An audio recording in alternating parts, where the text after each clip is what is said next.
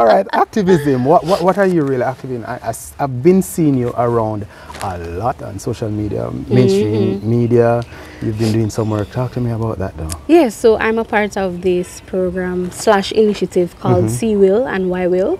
So C-Will is a non-partisan and independent organization, meaning we're not affiliated with any political party. Okay. So we're committed to advancing women's transformational leadership, and we just want to see more women in the leadership, space where they take part in decision making and the political and civic life. Let us throw away my next question is, I was going to ask you when you're going to enter representational politics, because I'm ready to vote. So I guess I'm not sure, I can't say when, but what I'm really passionate about now is community development. Okay. So I am working on that aspect of things.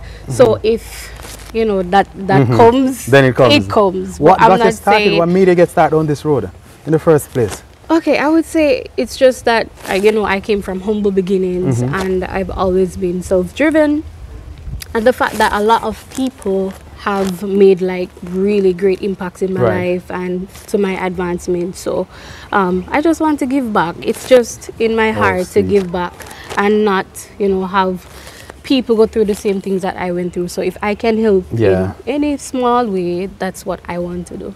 You said driven.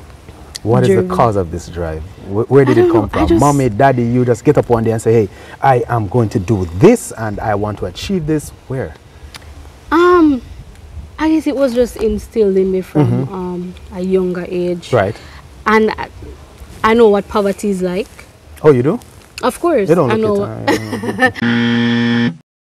Trust me, I know what poverty is like. I don't want to live in poverty. Yeah, so they always say education is a means by which you can go upward. Right. And that's the route that I chose.